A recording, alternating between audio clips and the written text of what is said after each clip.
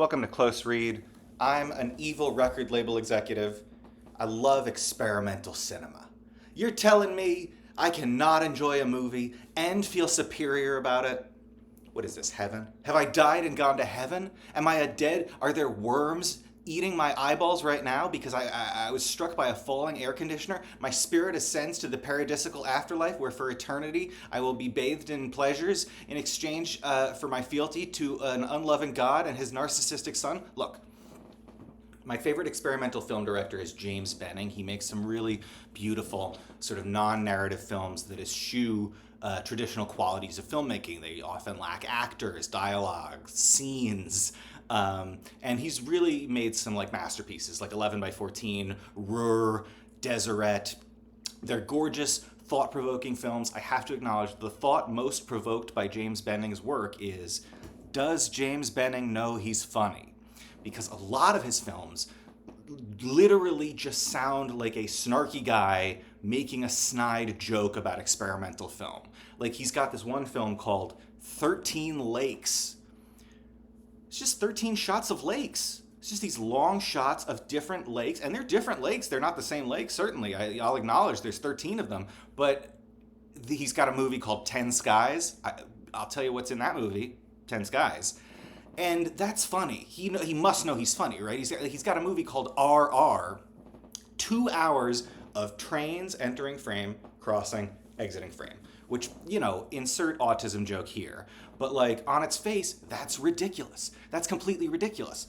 But what I mean when I say thought-provoking is that when a film opts not to signal to you what is important, what is going on, what you should think, what you should focus on. It forces you to decide for yourself what your priorities are and what's important about this movie. So like when I'm watching these trains go back and forth through the frame, I'm wondering what's in the trains. And I'm thinking probably it's consumer goods. We're watching the supply chain in action.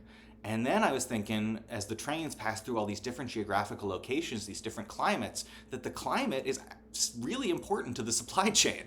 And, as consumers, we're insulated from the fact that everything we consume has like traveled to us from somewhere. And now, though the movie has said nothing to me, it becomes a coherent critique of capitalism. Because that's what an experimental movie is supposed to do, baby. Oh, you want me to see an experimental film with you? Well, is it a critique of capitalism? Because if not, I'm not interested. I'm not.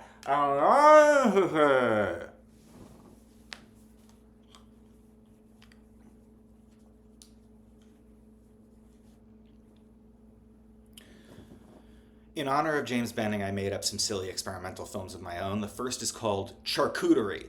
This is just a shot of a charcuterie board.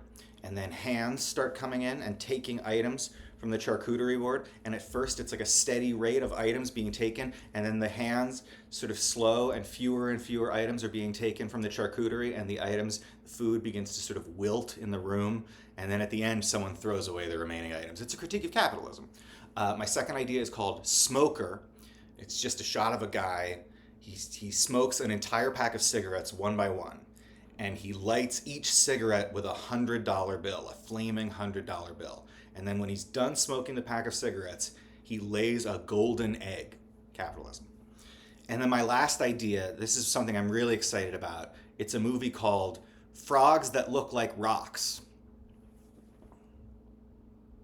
Anyway, I'm Alejandro Collini.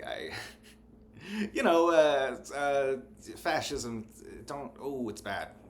Okay.